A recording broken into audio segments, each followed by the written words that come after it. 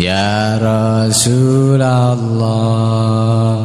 salamun alaik. Assalamualaikum warahmatullahi wabarakatuh. Meneruskan pembahasan kita yang sebelumnya mengenai kondisi manusia akhir zaman adalah kemerosotan moral yang sangat drastis, yakni kita bisa saksikan bersama pada kondisi sekarang ini banyak pergaulan-pergaulan yang sudah tidak mengindahkan norma, yang di luar norma, dan juga hubungan sosial kita dalam bertetangga dan bermasyarakat. Dan banyak sekali semua itu tersebar di berita yang setiap hari kita bisa saksikan. Seolah-olah semua kejadian itu seperti tidak masuk akal. Akal kita itu sampai tidak terpikirkan kok bisa seperti itu.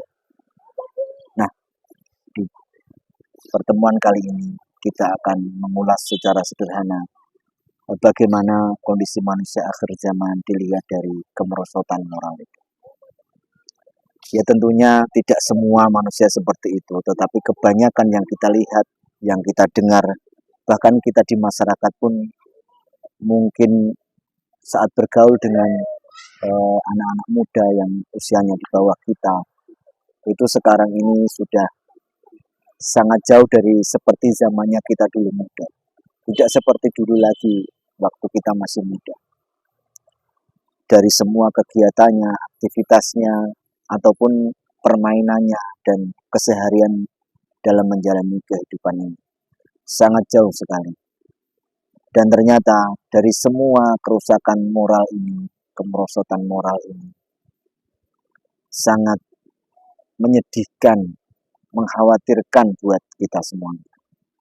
Karena apa? Dari kemerosotan moral itulah seorang manusia itu tidak punya tidak punya pegangan bagaimana dia harus berhubungan dengan manusia lainnya, dengan lingkungan, dan juga dengan dirinya sendiri. Seperti orang yang bukan dirinya lagi, seperti orang yang lupa semuanya, lupa daratan istilahnya. Jadi itu bukan, seolah-olah itu bukan manusia lagi. Makanya dalam ilmu ruhani sering kita mendengar, ya wujudnya manusia, tapi karena moralitas yang merosot dan tidak sesuai dengan manusia itu lagi, maka digambarkan dalam Al-Quran itu dia itu seperti hewan, bahkan lebih rendah dari situ, dari hewan itu. Makanya yang awalnya seorang manusia yang mempunyai derajat paling tinggi di sisi Allah, yang derajatnya begitu dimuliakan oleh Allah, menjadi manusia yang derajatnya di bawah binatang, bahkan lebih rendah dari itu. Maka itu kita akan utarakan sebenarnya seperti apa tanda-tanda manusia yang moralnya itu merosot. Apa saja faktor yang mempengaruhi. Nah, pada kesempatan kali ini ada beberapa hal yang mempengaruhi moral kita ini pada saat ini mengalami kemerosotan yang luar biasa. Yang pertama itu adalah faktor internal dari diri kita sendiri yang menyebabkan moral kita merosot karena kita itu gagal dalam mendidik diri kita sendiri. Kemudian ada ketergantungan pada nafsu dan emosi. Terus kurangnya kesadaran spiritual dan moral. Nah, ini saya ketemu di uraian ini ya. Yang paling pokok itu sebenarnya di sini malah. Kurangnya kesadaran spiritual dan moral. Ini kuncinya di situ sebenarnya. Kalau ketergantungan pada nafsu dan emosi, terus faktor kegagalan dalam mendidik diri sendiri, itu semua bisa diatasi pada saat kesadaran spiritual dan moral itu istilahnya posisinya tinggi. Dia dalam kesadaran yang baik dan tinggi. Jadi hal-hal di luar itu bisa secara otomatis diperbaiki. Maka dari itu pada kesempatan ini untuk mengantisipasi kemerosotan moral yang terjadi di sekitar kita ya dengan kita meningkatkan kesadaran spiritual dan juga moral. Jadi sebenarnya bukan moralnya dulu, tapi spiritualnya. Pada saat spiritual itu berkesadaran itu sudah mencapai kesadaran yang tinggi, yang bagus, maka secara otomatis moral itu akan mengikuti kepada spiritual. Kalau spiritualnya baik, berarti moralnya insya Allah juga akan baik. Pasti akan baik. Karena apa? Karena itu langsung dibimbing oleh Tuhan. Pada saat orang itu mempunyai tingkat spiritual yang tinggi, maka dia akan mempunyai kedekatan dengan Tuhan, akan mempunyai kedekatan dengan Allah. Jadi secara otomatis orang yang dekat dengan Allah, yang sebagai sumber segala kebaikan, maka orang itu pun otomatis akan dibimbing menjadi baik. Nah, secara spiritual ini maksudnya adalah secara rohani, secara rohaniah kita, ruh yang ada di dalam dada kita. Itu yang harus kita didik supaya dengan rohaniah yang baik itu yang menjadikan kita mempunyai kesadaran yang baik.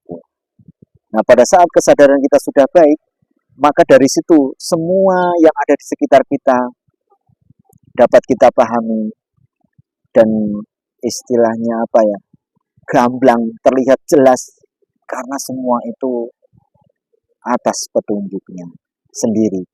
Kita hanya mengikuti petunjuknya.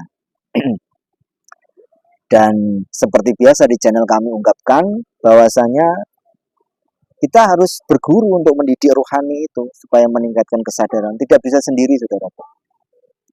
Kami begitu lama juga bergelut dulu waktu pernah sebentar ikut di pondok juga seperti itu. Apakah hidupannya seperti ini? Saya sampai bingung. Ini ngaji belajar ini untuk apa sebenarnya waktu di pondok. Tapi setelah keluar ternyata, oh iya ya, ternyata ilmu ini manfaatnya ini.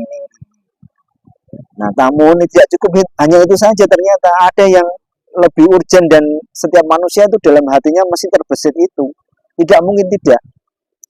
Secara mau disadari ataupun tidak, orang tuh masih akan merasa saya ini nih sebenarnya siapa ya kok ada di dunia ini. Kemudian saya harus bagaimana dan ini nanti akan kemana kita ini. Apakah kita hanya di sini saja kemudian mati terus selesai ceritanya? Wah, kalau gitu masih mending. Bagaimana kalau nanti nasib saya di akhirat seperti apa? Keberadaan saya di sini ini siapa yang mengadakan? Dan saya harus bagaimana dalam mengisi kehidupan ini? Wah, itu kalau rohani kita tidak sambung dengan Allah, mumet sirai. Dan itu naluriah, semua manusia sudah built in itu masuk ke situ. Jadi tidak karena dipikir atau apapun, itu sebenarnya naluriah sudah sebagai manusia kita seperti itu. Karena kita ini berasal dari yang maha ruh dan kita ditiupkan ruh oleh Allah kepada dalam diri kita, maka secara otomatis ruh itu akan mencari awalnya dia dulu, awalnya dia berasal. Makanya itu kuncinya sebenarnya sederhana kalau kita tahu dalam mengatasi situasi kondisi yang sekarang kita alami di sekitar kita tentunya di dunia ini. Pada saat seseorang mempunyai kesadaran spiritual yang tinggi dan dia dapat ma'rifatullah berhubungan dengan Allah secara langsung dan dia dibimbing oleh Allah, maka disitulah sumber dari segala solusi. Jadi yang lain-lain tadi mengenai tidak bisa mengendalikan hawa nafsu atau ketergantungan, itu semua akan secara otomatis hilang. Nah, terus kenapa kok orang itu bisa seperti itu ya? Kok kelakuannya yang kita lihat ini melebihi apa ya, masih di bawah standar manusia, kok tega gitu ya melakukan itu ya. Nah, itu ternyata yang paling dominan di sekitar kita itu adalah karena pengaruh informasi yang didukung dengan teknologi informasi pada zaman ini.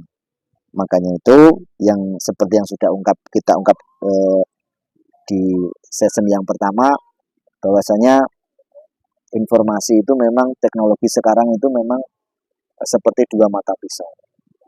Bisa juga kita gunakan untuk kemaslahatan, namun kalau tidak hati-hati, teknologi itu secara perlahan-lahan justru akan menghancurkan kita sendiri. Itu yang dapat kami sampaikan. Mohon maaf atas segala khilaf dan salah kata kami. Untuk masukannya silahkan bisa sampaikan di kolom komentar untuk perbaikan kami ke depannya. Yang terpenting carilah guru untuk mendidik rohani kita supaya kita bisa ma'rifatullah, mengenal Allah secara hakiki. Assalamualaikum warahmatullahi wabarakatuh.